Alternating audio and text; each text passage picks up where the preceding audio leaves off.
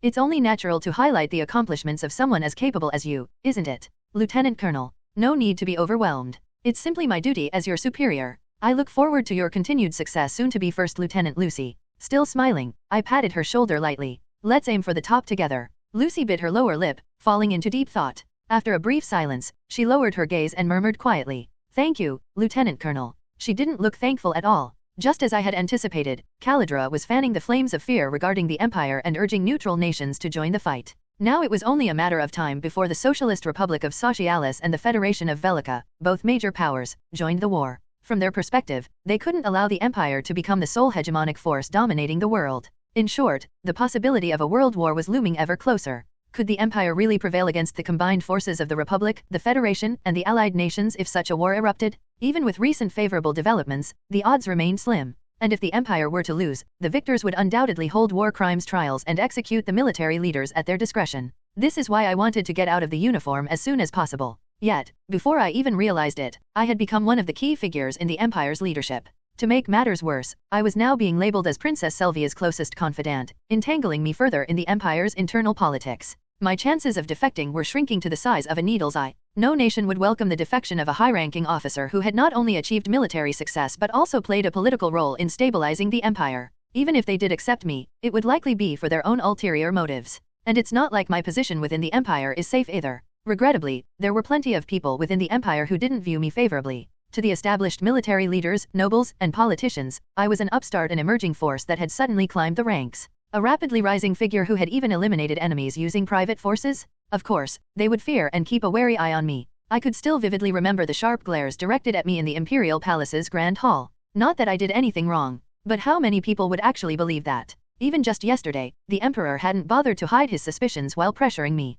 How many more misunderstandings would I have to endure in the future? It was while I was nervously pondering this that... Knock, knock. A knock on the door shattered my train of thought. Lucy? Raising my head, I looked toward the door and called out, "Come in." The door swung open almost immediately after I spoke. As expected, it was Lucy. She had mentioned earlier that she would drop by to pick up some documents from the operations office. The problem was the tall man standing behind her like part of the background. Raising my gaze to see who it was, I sprang to my feet the moment I recognized his face. "Deputy Chief of Staff, sir." I snapped into a salute almost instinctively, prompting Lucy to step aside. Brigadier General Cedric gave a slight nod in response before stepping into the office. His sharp, hawk-like eyes scanned the room before finally settling on me. "Your office is neat, no unnecessary items. Cleanliness is satisfactory." "Thank you, sir. May I ask what brings you here today?" "I came to check your work environment and deliver some good news." The mention of good news filled me with unease, and that unease quickly solidified into certainty. Cedric brought his hands, which had been clasped behind his back, to the front. Resting atop his hands was a small box wrapped in the Empire's flag. A box I had grown all too familiar with by now. "Headquarters has approved your special promotion." Opinions were divided initially, but after your arrest of the rebels, no one dared to object. No one dared rather, no one could. Selvia, the future emperor, must have exerted some pressure behind the scenes. And considering the merits I had earned in the Northern campaign, a promotion was only a matter of time. Still, I hadn't expected it to happen this quickly, leaving me somewhat dazed. "Come here. I'll pin the insignia myself." Half resigned, I stepped forward and stood before Cedric. He unfolded the flag and opened the box, pulling out the badge of a lieutenant colonel. With practiced hands, he removed the major's badge from my uniform and replaced it with the new insignia. After fastening the badge, Cedric stepped back and studied me for a moment. "Congratulations on your promotion, Lieutenant Colonel Daniel Steiner." His tone was flat, devoid of embellishments, exactly what I expected from Cedric. Maintaining a slight tension, I responded formally. "Thank you, sir. Though I'm lacking, I'll continue to devote myself to the Empire." "Lacking?" Cedric's sharp eyes blinked slowly. "You stabilized Nordia, perfectly negotiated with the kingdom, and captured the traitorous faction. How could you possibly be lacking?" He blinked again, this time even slower. "Lieutenant Colonel Daniel Steiner, on behalf of the Empire, I thank you for your service. And I'll take your words about devotion to heart." Something about that statement felt wrong. I couldn't shake the sense that I had just said something I'd regret later. Just as unease began to creep in, Lucy spoke up from her spot near the entrance. "Congratulations on your promotion, Lieutenant Colonel Steiner." Her congratulatory tone felt suspiciously like she was mocking me. Feeling dissatisfied, I turned back to Cedric. "Sir, if I may, the reason I said I was lacking is that much of my accomplishments were thanks to my adjutant." "Your adjutant?" "Yes, sir. While I won't deny that I issued the orders that stabilized Nordia, it was my adjutant who executed them swiftly and effectively, establishing the administrative systems." Cedric turned to look at Lucy, his expression mildly surprised. "Is that true?" Caught off guard, Lucy quickly bowed her head. Deputy Chief of Staff, sir. I only followed orders. All credit belongs to Lieutenant Colonel Steiner. Lucy had been sent here as a spy to deal with internal traitors. It was clear she never intended to stay long. But what would happen if she were suddenly promoted and brought to the attention of high-ranking officials? While not as extreme as my case, leaving the Empire would become significantly more difficult for her. So, naturally, she was desperate to deny any merit. But I had no reason to sympathize with her predicament. It's true, sir. My adjutant is simply too modest to take credit for her achievements. I hope you'll acknowledge her contributions as well. Cedric pondered for a moment before nodding. I trust you wouldn't lie about something like this. I'll review Second Lieutenant Lucy's role in stabilizing Nordia and proceed with a special promotion review. I bowed my head deeply in gratitude. Lucy, visibly flustered, couldn't find the words to protest. Cedric gave her a meaningful look, shrugged, and then turned toward the door. I'll take my leave. Focus on your duties. As Cedric left the office, Lucy turned to me with an expression of disbelief. Major no, Lieutenant Colonel. I only followed orders. She looked like she was silently pleading for me to retract what I'd said to Cedric. Not a chance. Smiling, I walked over to her. Lieutenant, do you know how difficult it is to carry out orders properly? Your promotion is more than justified. Her stoic mask cracked ever so slightly. It was subtle, but I could sense her frustration. And what exactly can you do about it? I was just a benevolent superior taking care of my subordinate. I plan to continue praising your efforts wherever I go. It's only natural to highlight the accomplishments of someone as capable as you, isn't it? Lieutenant Colonel, no need to be overwhelmed. It's simply my duty as your superior. I look forward to your continued success soon to be First Lieutenant Lucy.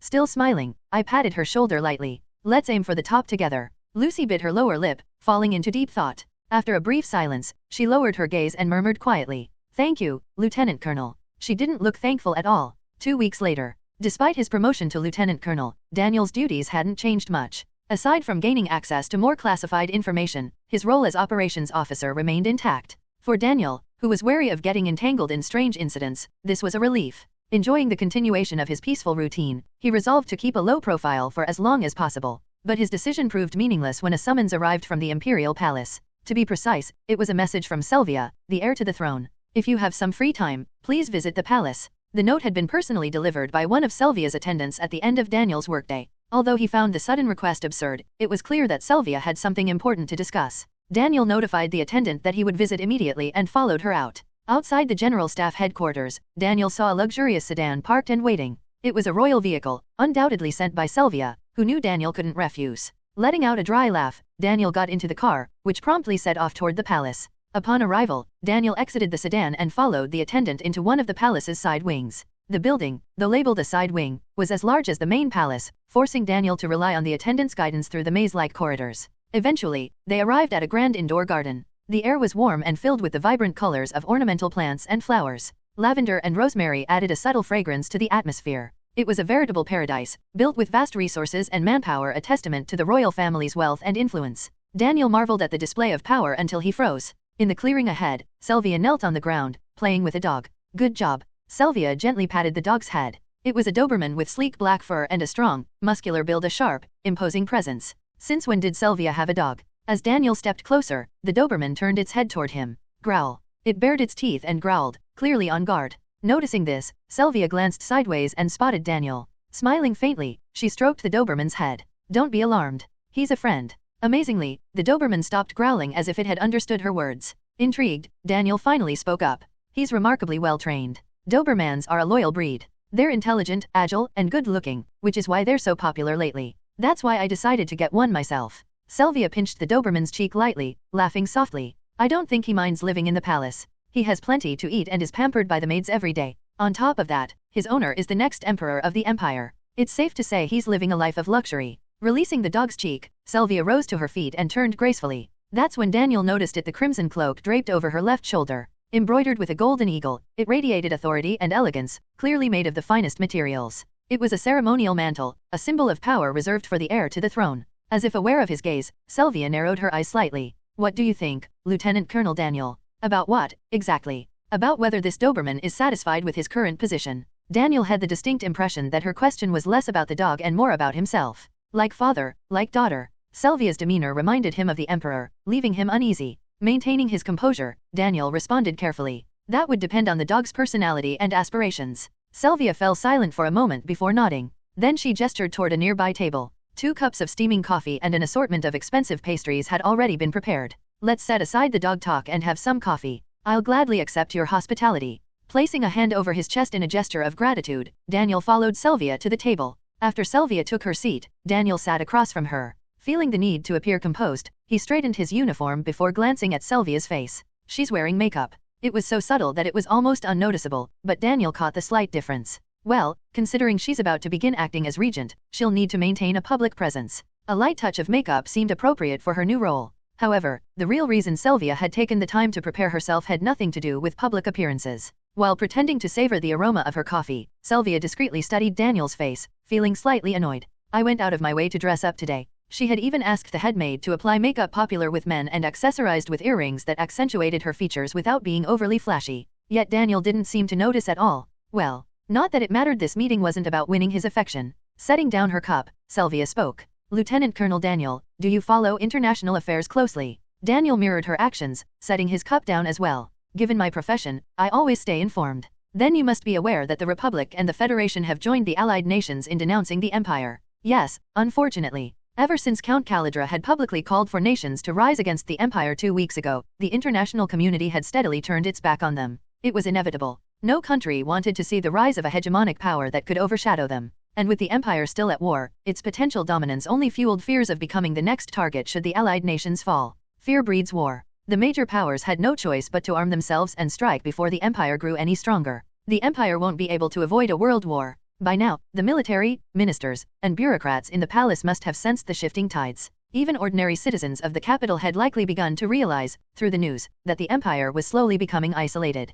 Many were probably still in shock at the prospect of facing the entire world in battle. But Sylvia, as the Empire's heir, remained calm amid the turbulence. Thanks to Daniel, she had been prepared for this outcome in advance. In that case, Sylvia's gaze sharpened as she fixed her eyes on Daniel. We need to start preparing for the World War now. Waiting until the Republic and Federation join the conflict will be too late. Do you have a specific strategy in mind? Not a perfect one, but we need to do everything we can. First, we'll raise taxes to increase the budget but not excessively. The prolonged war had already begun to wear on the public. If taxes were raised too steeply, trust in the government could collapse, potentially leading to riots or even civil war. Since taxes are limited, I plan to issue war bonds. The problem is convincing the public to buy them. Many citizens don't want the war to drag on any longer. Exactly. That's why we need to pair the bond issuance with a powerful speech explaining why the war must continue. What do you think? Daniel nodded without hesitation. It's a solid plan. Public trust is key to the success of war bonds, and a compelling speech can secure that trust. The speaker, then, is critical.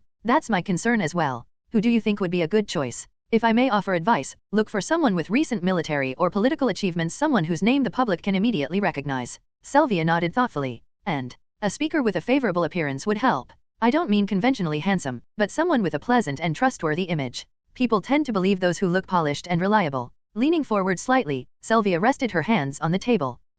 Any other suggestions? To project authority and charisma, consider choosing someone from the military, preferably with combat experience. Even if the speech includes some embellishments, people are less likely to doubt the words of a soldier. As he finished speaking, Daniel suddenly paused. Now that he had laid out the requirements, the most suitable candidate for the role became painfully obvious. No way. Sylvia's piercing gaze made it clear. She had intended this all along. Sweat began to form on Daniel's brow as Sylvia tilted her head slightly, her voice turning silky. Lieutenant Colonel Daniel. Her tone sent chills down his spine. With a playful but predatory glint in her eyes, Sylvia parted her lips. I can't help but think you meet every single requirement. Daniel wanted to scream. For the first time, Daniel found Sylvia's gaze to be overwhelmingly burdensome.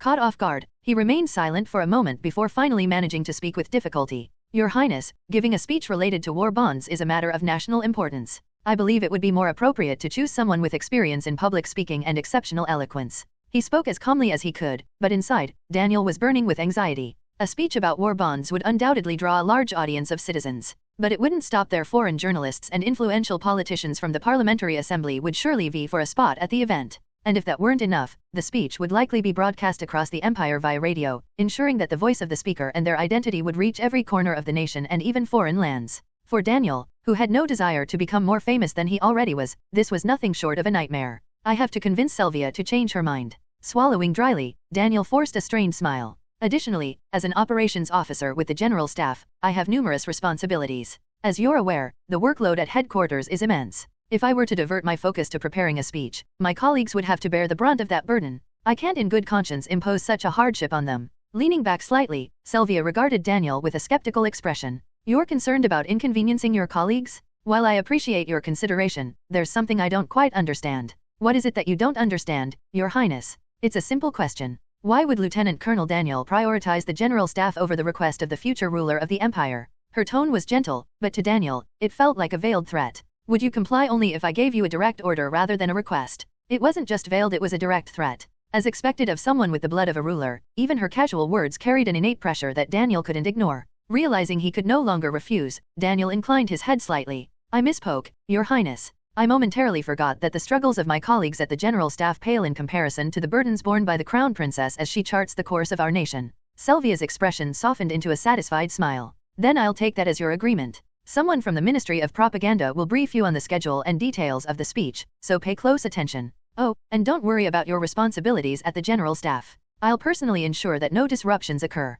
For now, focus solely on preparing your speech. Sylvia spoke so naturally, as if everything had already been planned in advance, that Daniel was left with no doubt. She intended to make me the speaker from the very beginning. From the moment he stepped into the garden, everything had been decided. Realizing he had been outmaneuvered, Daniel let out a quiet laugh and looked at Sylvia. Your Highness, may I ask you one thing, if it's not too presumptuous? Normally, I don't entertain questions, but I'll make an exception for you, Lieutenant Colonel. What is it? I'm simply curious why you summoned me personally. You could have sent someone with a direct order, and I wouldn't have been able to refuse. It was a sharp observation. No matter how renowned Daniel was as a war hero, he was still just a lieutenant colonel. There was no way he could disobey a command from the Crown Princess. So why had she gone out of her way to meet with him in person? Sylvia found the question mildly irritating. Is he truly this oblivious? Or is he pretending to be? She had saved Daniel's life twice. The first time wasn't particularly dangerous, but that hardly mattered. What mattered was that Daniel had risked his life to save hers. More recently, Daniel had personally led the effort to dismantle the prince's secret organization, securing her position. Through it all, Sylvia had developed an inevitable affection for him. And yet, how did Daniel treat her? Always stiff and formal, as if she were just another superior officer. Could it be he doesn't realize I'm fond of him? Frustrated, Sylvia let out a quiet sigh, fixing her gaze on him. Why don't you take your time and figure out the reason for yourself? Rising gracefully from her seat, Sylvia appeared ready to leave. But just as she began to walk away, she turned back as if she'd remembered something. Lieutenant Colonel Daniel, if your speech goes well, I hope we can meet more often in the future. With a faint smile, she turned, her crimson mantle fluttering behind her as she walked away. Left staring after her, Daniel's expression grew serious as he rubbed his chin. What does she mean by that? Is she planning to use me as her spokesperson? He couldn't have been more wrong. The Crown Princess's request, being a regent in all but name, carried the same weight as an imperial order. Since Emperor Bertram had the final say on all decisions Sylvia made, Daniel had no choice but to fully comply with her request to prepare a speech. For an entire week, Daniel worked closely with Hans, the public relations officer from the Ministry of Propaganda. Even on the day of the speech, Daniel and Hans were reviewing the final details backstage at the outdoor amphitheater. As I've emphasized repeatedly, we mustn't provoke the anti-war faction. The public's fatigue with the prolonged war has reached its peak. Is it that bad? Yes. Here are the latest statistics. Please take a look, Lieutenant Colonel. Hans pulled a folder from the stack of documents he was carrying and handed it to Daniel. Opening it, Daniel scanned the survey results. Public opinion survey on the war. Sample group, citizens from major imperial cities, 1,000 people per city. Respondents, approximately 18,000 people. Question, what are your thoughts on the ongoing war? Underscore underscore underscore underscore underscore underscore underscore underscore underscore underscore underscore underscore underscore underscore underscore underscore. Frequency analysis. Continue the war, 8,208 people, 45.6%. End the war, 8,298 people, 46.1%. Unsure/no response, 1,494 people, 8.3%. Underscore underscore underscore underscore underscore underscore underscore underscore underscore underscore underscore underscore underscore underscore underscore underscore underscore. As Hans had said, for the first time, the anti-war faction had overtaken those in favor of continuing the war. As you can see, the anti-war faction has gained the upper hand. While some among them may have been influenced by Allied spies, such a high percentage reflects the genuine sentiment of the public. With a ratio like this, dismissing the anti-war faction as mere foreign agitators would be impossible. Nodding in acknowledgement, Daniel watched as Hans checked his wristwatch before handing over another document. This one contained the finalized speech. That's why we need to explain why the war must continue without provoking the anti-war faction. Please keep that in mind, Lieutenant Colonel. Understood. Then, Daniel glanced at his watch as well before turning toward the stage. It seems it's time for me to give the speech. Hans nodded. The Ministry of Propaganda places its full trust in you, Lieutenant Colonel Steiner. With a brief nod in response, Daniel made his way toward the stage. As he ascended the steps and appeared on stage, spotlights lit up, and the crowd erupted in deafening cheers. The sheer volume of the applause momentarily stunned Daniel as he glanced at the packed audience. This is absurd. The amphitheater, with a capacity of 10,000, was completely full. The Ministry of Propaganda had spent the past week heavily promoting Daniel Steiner's speech as a key moment delivered by a war hero. Though the pressure of such a grand stage weighed heavily on him, Daniel knew he had no choice but to carry out the order. Walking to the podium amid the thunderous cheers, he tapped the microphone, letting the sound echo through the speakers. The crowd quickly quieted. Offering a brief smile to the audience, Daniel unfolded the speech Hans had given him. Having already read it several times, the contents were familiar to him. Taking a deep breath, he began. Respected citizens, I am Lieutenant Colonel Daniel Steiner of the General Staff. A small cheer erupted from the front rows.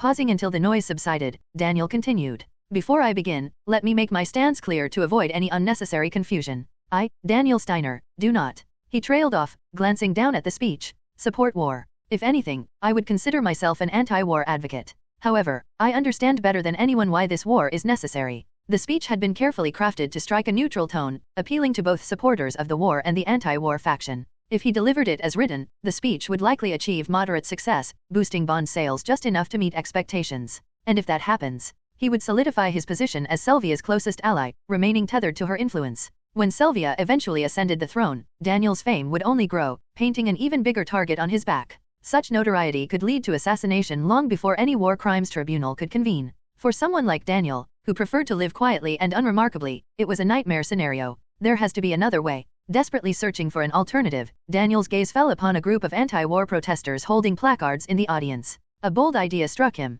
If I provoke the anti-war faction and completely ruin this speech, not only would he distance himself from Sylvia, but he would also diminish the world's interest in him. No one would fear or bother with someone who couldn't even deliver a proper speech. Decision made, Daniel closed the folder containing the prepared speech. Facing the flashing cameras with a confident expression, he firmly gripped the edges of the podium with both hands. Then, with a dramatic flourish, he raised his right hand high into the air and declared, I, Daniel Steiner, demand a total war the likes of which history has never seen. The crowd was left speechless, stunned by Daniel's declaration of total war. Everyone froze in their seats, exchanging glances with wide eyes that seemed to ask, what on earth is he talking about? Even the pacifists, usually quick to protest or criticize, were too dumbfounded to respond, their faces reflecting nothing but bewilderment. Behind the stage, Hans, the public relations officer, was silently screaming, what on earth are you doing? This speech, held simultaneously with the issuance of war bonds, was nothing short of a national priority. Moreover, it was the first directive from Crown Princess Sylvia, the future emperor, directly handed down to the propaganda department.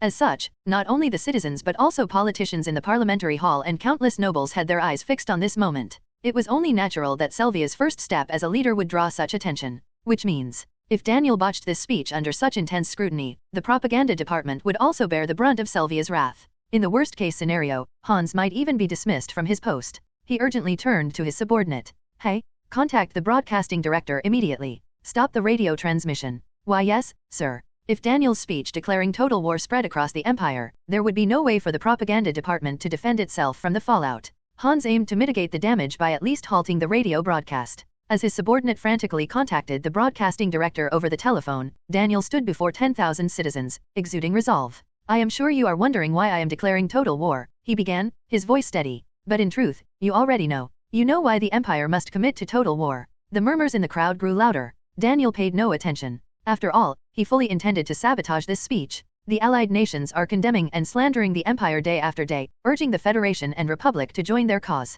Everyone here knows that the Federation and Republic have been showing increasingly favorable attitudes toward the Allied nations. The murmurs began to quiet. There was no disputing the truth in his words. Unfortunately, it is only a matter of time before the Federation and Republic, manipulated by the Allied nations' deceitful tongues, turn their backs on the empire. And when that happens, we must make a choice, negotiation or resistance. Daniel's eyes blazed with determination, like flames flickering in the night. At least, that was how they appeared to the crowd. Pacifists claim that negotiations will save the empire. They argue that we should take the hand extended by the Allied nations and achieve everlasting peace. But I must ask you this. He turned his gaze toward the section of seats occupied by the pacifists.